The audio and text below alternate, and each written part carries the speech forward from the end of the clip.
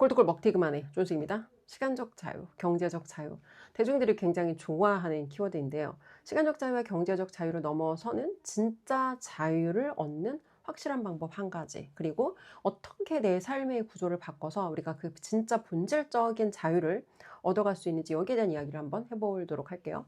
일단 우리가 살아가는 삶의 형태가 한 세 가지 정도가 있다 생각을 하면 되는데, 첫 번째 사람들은 돈만 쫓는 사람들. 얘네들은 모든 인생의 의사결정 기준이 돈이야. 그래서 이 어떤 의사결정을 할 때 내가 이전에 했던 말과 모순이 되거나 아니면 내 손바닥을 뒤집는 말이거나 언행불일치도 아무 상관없이 그냥 인생의 모든 의사결정 기준이 돈인 사람, 돈만 쫓는 사람들. 자, 이런 사람들 돈은 벌 수 있을지 모르지만 고객한테 존경을 받는다거나 뭔가 신뢰를 얻는다거나 위상이 있다거나 이런 거 그냥 포기해야 돼. 자, 두 번째 사람들은 자기 삶의 원칙도 있고 뭔가 우선순위도 있고 뭔가 자기 삶의 어떤 그런 철학도 있어. 근데 다 쫓아야 돼. 이 사람들은 내가 돈도 벌어야 되고 위상도 얻어야 되고 너무 바쁜 거야. 그래서 뭔가 남들이 봐서는 얼핏 잘 살아 보이는데 자신의 삶은 너무 바쁘고 여유가 없는 사람들.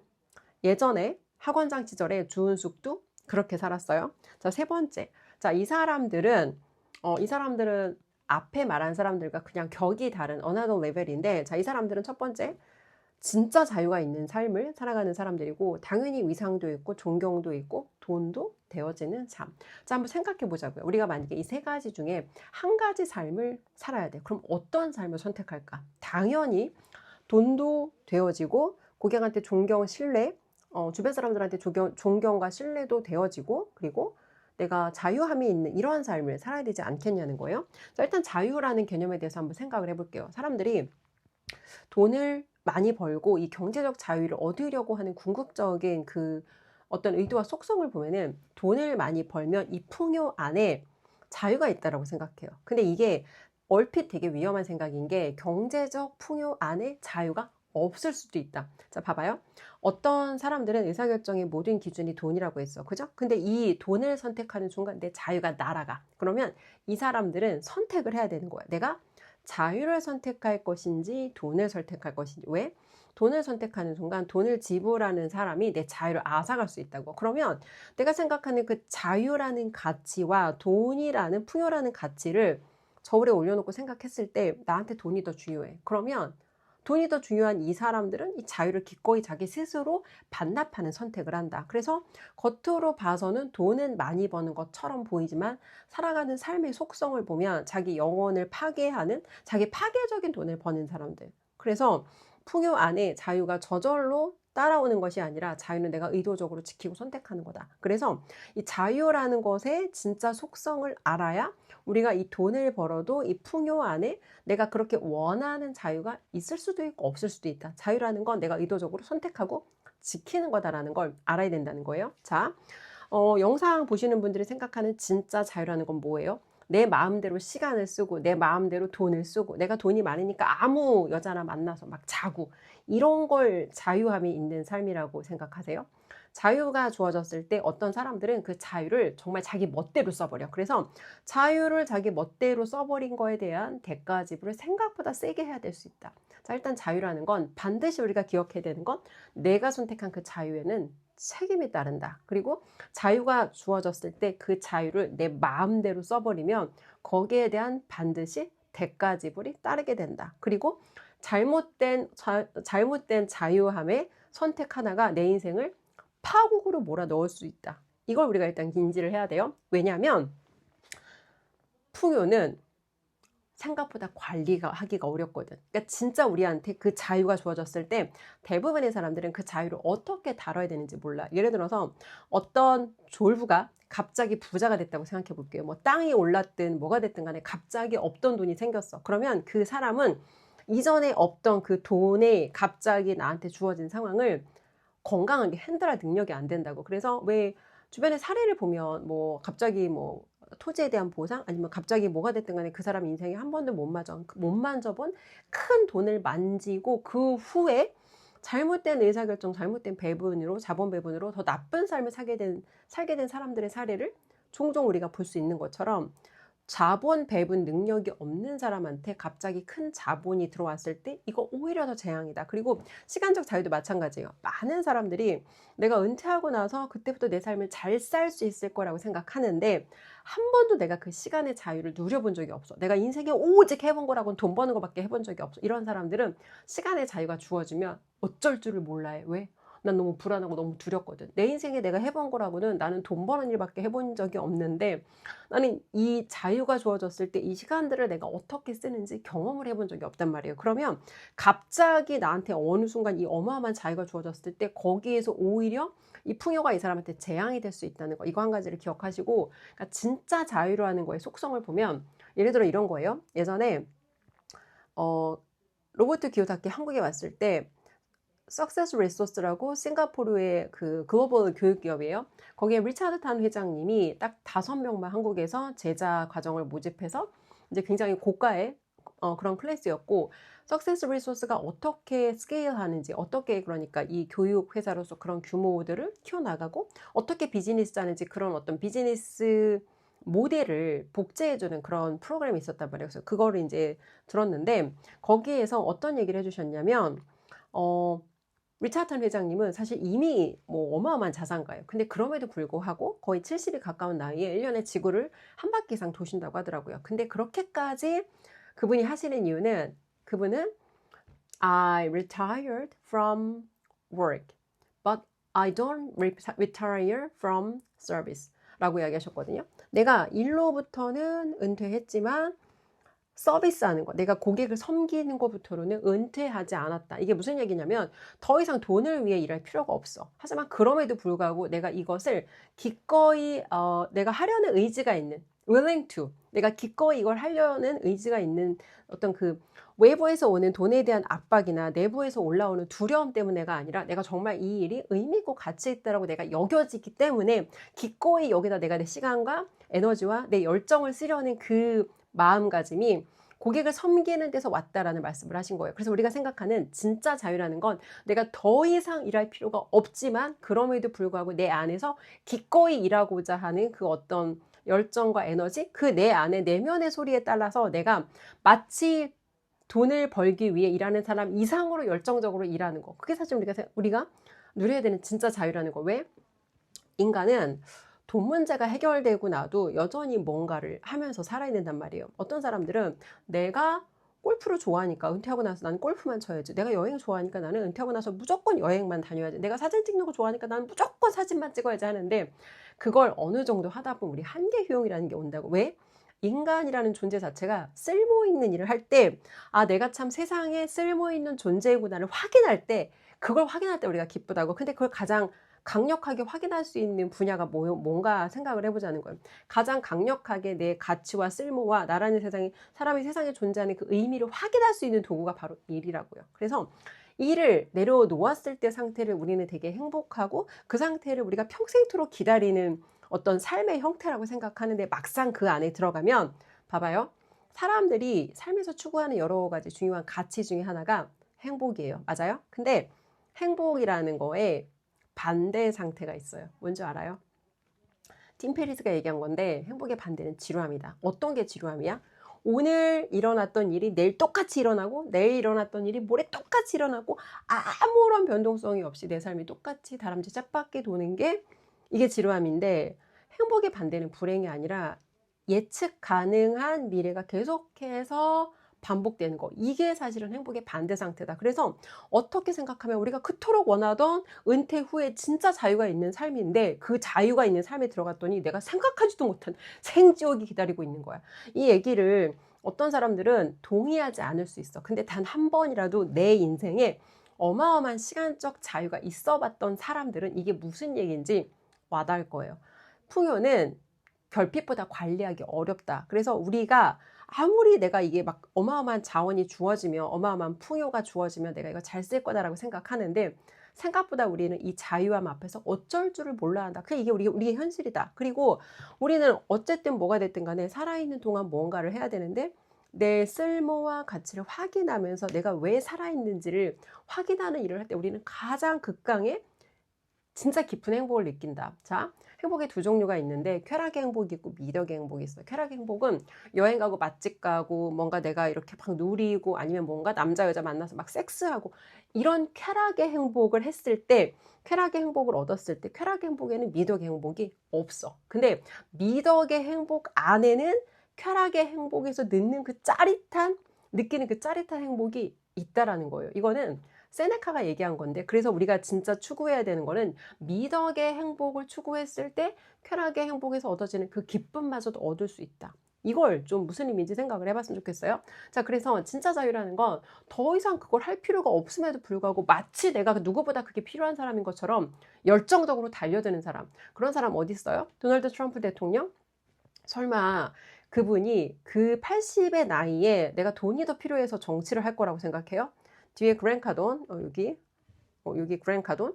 이미 10조 자산가예요? 이미 10조 자산가인데 설마 저 사람이 돈이 더 필요해서 그렇게 열정적으로 주말에 막 진짜 개미들을 대상으로 심지어 공짜 교육을 하질 않나, 10만 원짜리를 팔질 않나. 아니, 이미 10조 자산가인데 누구보다도 열심히 일하고, 심지어 영상 보시는 분들 누구도 일요일에 공짜 강의하고 싶지 않을 거예요. 그죠? 하지만 그럼에도 불구하고 이미 우리들 중에 누구보다 많은 돈을 가졌는데 주말에도 일하고 일요일에도 일한다고. 예전에 어떤 그랜카돈의 그 정원 일을 하시는 분인가? 그랜카돈한테 그걸 물어봤대요. 왜 이렇게까지 하냐고. 근데 그랜카돈 답변이 뭔지 알아요? 나는 내가 사람들을 도울 수 있다는 걸 알아. 그리고 사람들을 도울 수 있다는 걸 알기 때문에 내가 이 사람들을 도와줄 능력이 있다는 걸 알기 때문에 이걸 하는 거야. 그리고 그걸 했을 때 내가 기뻐. 이게 저 사람이 일을 하는 이유라는 거예요. 근데 어떤 머저리 같은 인간들은 그랜카돈 영상이 가끔 그런 댓글을 달아요. 뭔가 저 사람이 뭐 더 이상 돈에 대해서 욕심을 내서 마치 그렇게 뭐 정말 더 이상 그 뭐라고 할까, 더 이상 돈이 필요하지 않을 정도의 부를 이뤘음에도 불구하고 너무 탐욕스럽다라고 말하는 사람들이 있는데, 난 그 사람들한테 한번 물어보고 싶어요. 니네들은 그랜카돈에게 얼마나 페이하고 이 사람 교육에 들어가서 얼마나 이 사람의 진심을 확인해봤니 물어보고 싶어요. 대부분 그런 댓글 다는 애들은 한 번도 그랜카돈 교육에 들어가 본 적도 없고 한 번도 저 사람하고 시간을 보내본 적도 없는 그냥 겉도는 관계를 맺는 사람들이 그런 댓글을 다는 거다. 일단 그래서 진짜 자유가 무엇인지 여기에 대한 정의를 좀 생각해보고, 그럼 이제 우리가 구조 변경을 해야 되잖아. 그죠? 토요일이에요, 오늘은.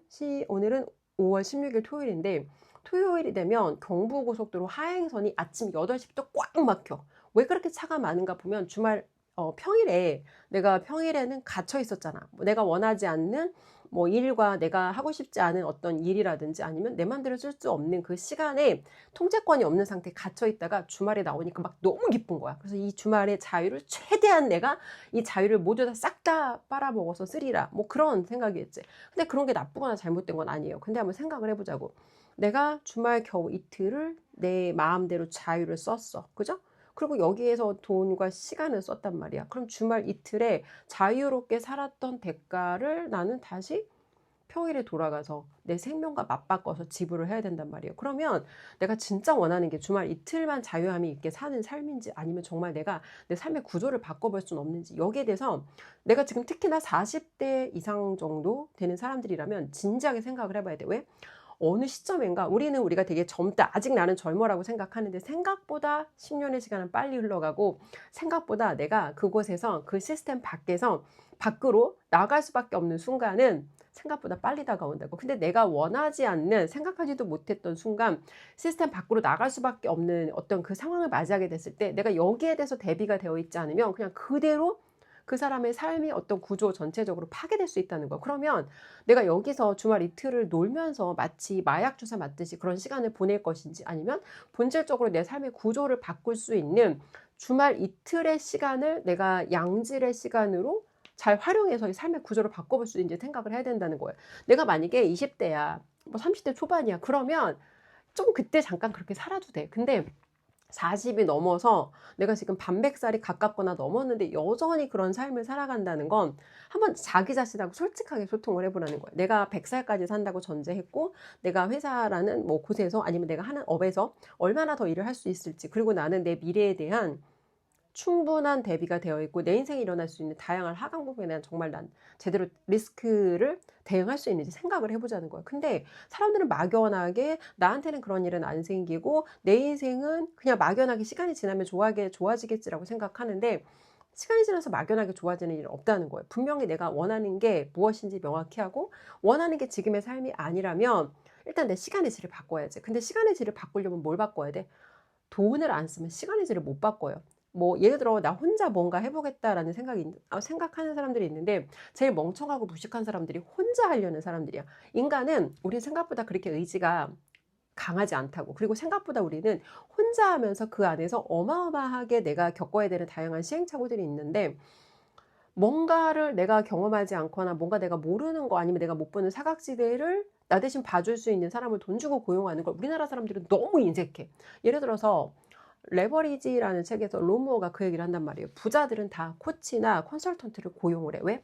내가 못 보는 사각지대가 있거든. 그래서 돈 주고 코치 뭐 아니면은 컨설턴트 나 대신 이런 걸 봐줄 수 있는 사람을 고용해서 멘토 이런 거를 고용해서 내가 놓칠 수 있는 것들 그리고 시간을 줄이는 게 제일 중요하단 말이에요. 왜? 지금 우리 이미 나이가 많거든. 내가 20대가 아니잖아. 그러면 이런 시행착오를 줄일 수 있도록 뭔가 먼저 경험을 했거나 아니면 나보다 많은 것을 뭔가 경험했거나 이런 사람들을 고용해서 그런 사람들을 레버리지 해야 되는데 여기에 대해서 멘토 문화가 한국은 아직까지 너무 정착이 안 됐다. 근데 이번에 뉴질랜드 그 유학 석사 지원을 하면서 어마어마하게 내가 큰 실수를 했어요. 입학 지원을 내가 셀프 지원을 했고 한번 해보고 싶었어.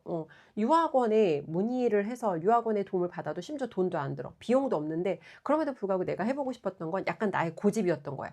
이거를 내가 셀프 지원을 하면서 어떤 점이 내가 배울 수 있는지 어떤 거를 내가 경험할 수 있는지를 해보고 싶었는데 결론부터 얘기를 하면 도움 받을 수 있는데 도움 받지 않고 내가 스스로 하는 건 되게 멍청하고 심지어 오만한 생각이었다. 왜?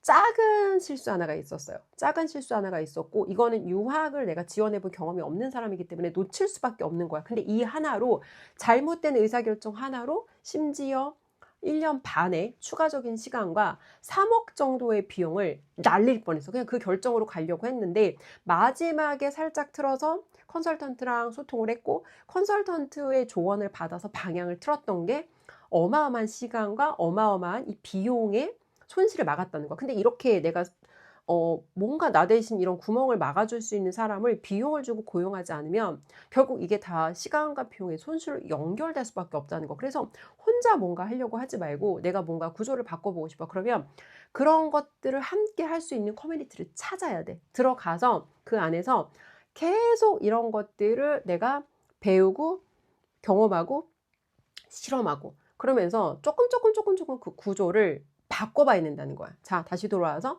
그래서 결국 내가 진짜 원하는 삶이 뭐냐 여기에 대해서 본인하고 솔직하게 소통을 해야 되고 자, 내가 언젠가 회사를 나가기로 아니면 내가 현재 속해 있는 이 업을 그만두기로 예를 들어 결정을 했어. 한마디로 세상 밖에 나를 내던지기로 결정을 한 거예요. 그러면 그때부터 본인들한테 진짜 중요해지는 스킬이 있어요. 뭐냐? 세일즈예요. 근데 우리나라 사람들은 세일즈를 안 좋아해. 왜? 세일즈라고 하면 뭔가 누군가한테 부담스럽게 막 강제로 판매한다거나 우리나라 이런 말이 있잖아요. 폰팔이, 보험팔이, 차팔이 이런 말을 왜 해요? 그런 거래들을 내가 과거에 경험했을 때 이 경험 자체가 나한테 유쾌하지 않았고 심지어 내가 거기서 걔네들한테 눈탱이를 맞은 적이 있어. 이런 경험 아마 다들 한두 번쯤 있을 거예요. 그래서 판매라는 일에 대한 인식이 굉장히 안 좋은데 중요한 건 우리가 만나는 사람들은 대부분 그 사람들은 진짜 세일즈맨이 아니에요. 무슨 얘기냐? 세일즈맨이 두 종류가 있는데 프로페셔널 세일즈맨하고 아마추어 세일즈맨이 있는데 아마추어 세일즈맨은 일단 첫 번째 지가 무슨 일을 하는지 몰라. 그리고 고객에 필요와는 상관없는 제품에 대한 정보들을 막 정말 기계적으로 나랑 불필요한 얘기를 짓거리는데 고객 문제 해결하고 아무 상관없는 정보를 읊어대면서 어떻게든 하나 팔아서 지주머니를 채우려고 하는 이런 사람들은 다 아마추어 판매원들이다. 봐봐요. 아마추어 판매원에도 심지어 세 가지 레벨이 있는데 수단과 방법을 가리지 않고 사기를 쳐서라도 내 주머니만 채우려는 이 사기꾼 같은 인간들이 있고 두 번째 사람들은 이 사람들은 고객 궁둥이를 핥아. 예를 들어 부동산 거래하러 왔는데 아니 고객 집에 숟가락 몇 개 있고 그 집에 무슨 뭐 자식이 어떻게 됐고 별의별 쓰잘데기 없는 오만 얘기를 다 들어주면서 어떻게든 궁둥이를 핥아서 하나 팔아보자 하는 사람들. 자, 근데 이게 중요한 게 이런 얘기를 들어주는 동안 고객의 문제가 해결이 돼요? 고객 문제 해결이 안 돼. 내 문제도 해결이 안 돼. 그럼 이게 도대체 누구를 위한 소통이냐는 거야. 그래서 이런 쓰레기 같은 얘기를 들어주면서 마치 이게 고객이랑 소통이라고 생각하는데 그건 가장 핫바리, 가장 핫급의 세일즈맨들이 하는 세일즈 스킬이다. 절대 고객 궁둥이 핥을 필요가 없다. 거래를 잘하고 세일즈를 잘하는 사람들은 바로 빨리 본론으로 들어간다. 자, 그리고 그 다음 사람들은 이 사람들은 어느 정도 판매 능력도 있어. 그리고 이 사람들은 관리 능력도 있어. 근데 거기까지야. 그렇다고 고객이 막 나를 존경하거나 고객이 막 나한테 뭔가 이 거래건으로 통해서 자기가 막 엄청 감사를 표하진 않아. 근데 내 고객 중에 한 분인데 부동산을 20년 했어요. 이전에도 물론 그 업에서 전문성이 있고 잘했어. 근데 고객한테 존경까지 받던 사람은 아니야. 근데 이분이 지금 1년 반이 넘게 자기 자신에게 투자하고 계속해서 일주일에 몇 시간씩 계속 이런 다양한 교육 커뮤니티 들어와서 계속 자기 자신의 내재 가치를 높이는 투자를 하고 있단 말이에요. 막 정말 다양한 그런 책들을 읽고, 그러니까 이게 내가 자세하게 키워드를 얘기 안 하는 게 뭔가 키워드를 얘기하면 본인들이 생각하는 그런 키워드랑 연결을 하는데 그냥 달라요. 그래서 여기서 했던 게 이제 내 수업에도 들어오시는 분인데 계속 자기 자신에 대해서 꺼내고 자기의 어떤 과거의 스토리들을 투명하게 나누고 처음에는 뭔가 부동산에 대해서 홍보하려고 영상을 찍은 게 아니야. 그냥 자기 살아왔던 과거 얘기를 때로는 주책스러운 아줌마처럼 막 그냥 했어. 막 하고 자기 옛날에 막 힘들었던 얘기, 자기 연민에 쩔어있던 얘기 막 별의별 얘기 다 했단 말이야. 근데 그런 얘기를 꺼내다가 어느 순간 이제 쓰레기가 다 빠져나왔어.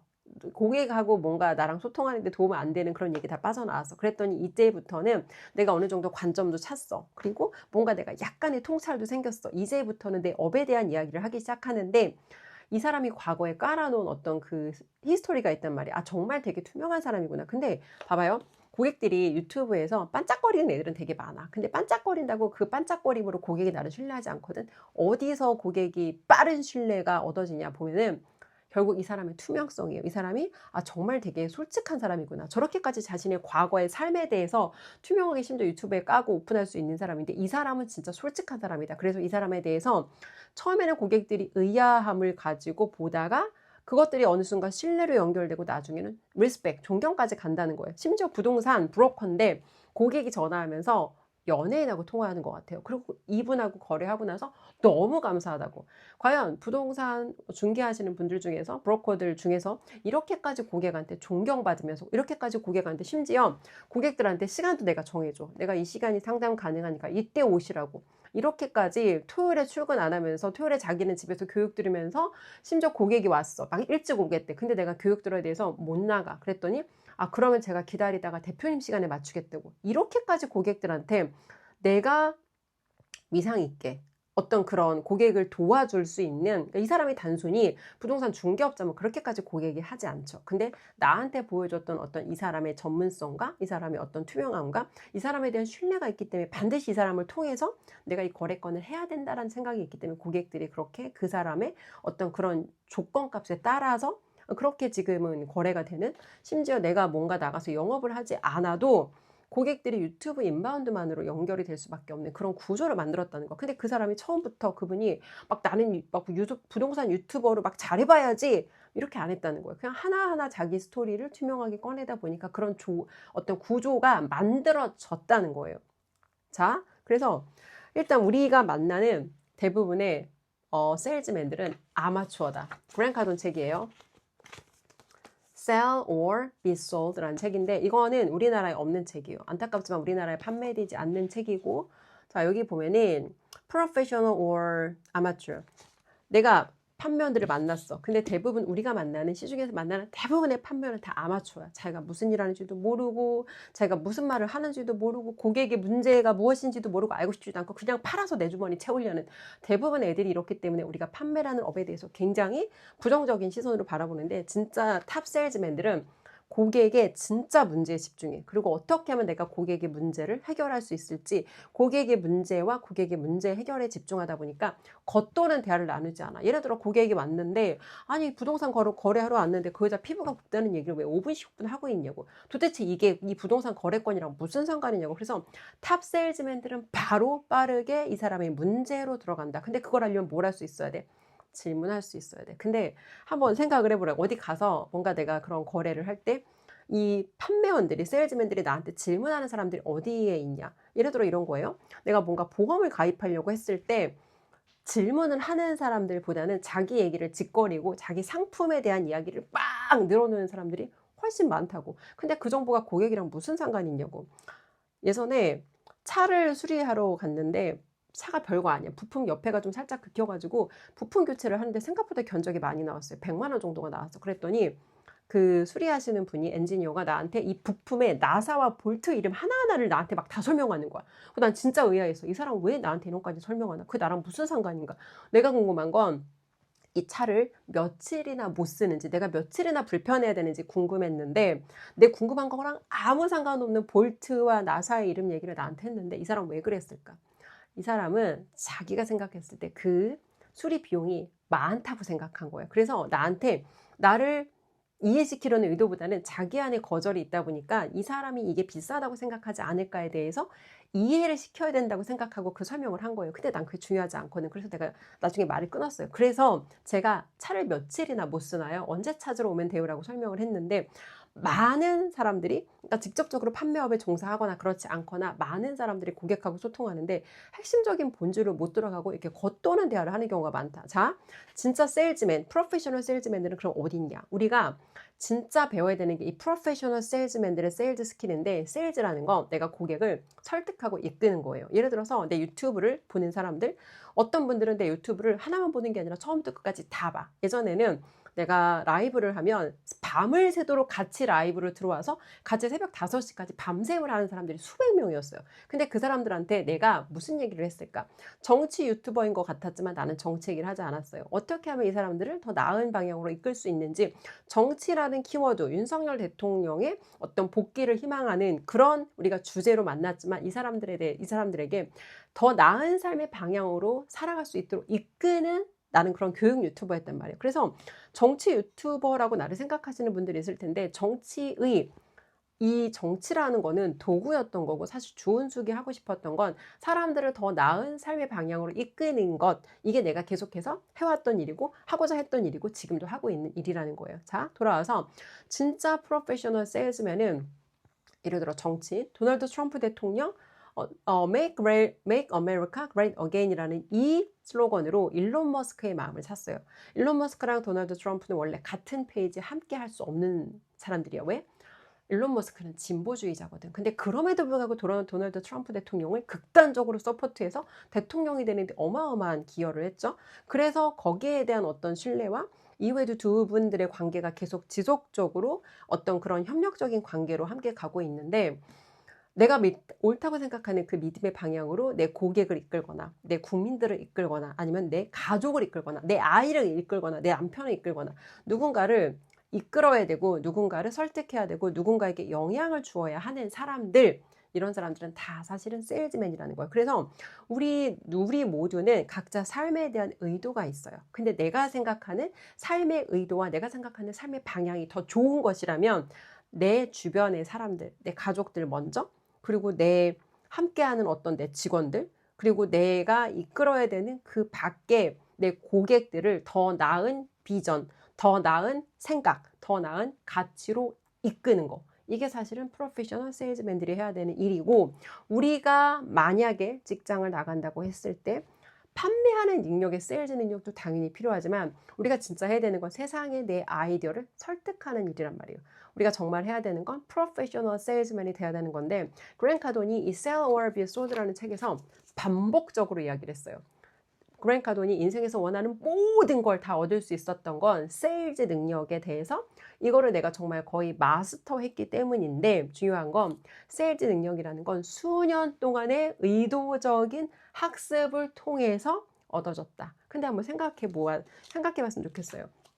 과연 대한민국에 있는 많은 사람들 중에서 내가 세일즈를 배워야 한다라고 생각하는 사람들이 얼마나 있을지. 세일즈는 대부분 나랑 상관없는 일이다라고 생각할 거예요. 근데 우리가 진짜 자유함이 있는, 그리고 진짜 위상이 있는, 그리고 진짜 큰 돈을 벌기 위해서 그런 구조를 만들어 갈 때 정말 필요한 게 이 프로페셔널 세일즈 스킬이고, 그것을 내가 얻고자 하는 의도와 목적을 가지고 집중해서 배워야 하는 것이 이 셀드 능력이다. 이게 바로 우리가 원하는 그 진짜 자유함이 있는 삶을 얻기 위한 가장 중요한 한 가지 스킬이라는 거. 자, 일단 영상 보시는 분들 한번 본인하고 소통을 해보세요. 현재 내 상황에서 정말 내가 진짜 살고 싶은 삶이 뭔지. 근데 이건 생각한다고 찾을 수가 없어. 나가서 경험하고 실험해 봐야 돼. 직접 내가 경험하고 실험해야 이걸 내가 원하는구나 원하지 않는구나가 확인이 돼. 그래서 책만 읽는다고 인생이 바뀌는 것도 아니고 경험만 한다고 인생이 바뀌는 것도 아니고 경험과 내가 이 배움의 두 가지가 적절하게 함께 연결되어야 한다. 자, 정말 내가 원하는 삶이 뭔지 한번 확인해 보시고 좀 더 자세한 내용 궁금하신 분들 댓글 한번 눌러보세요.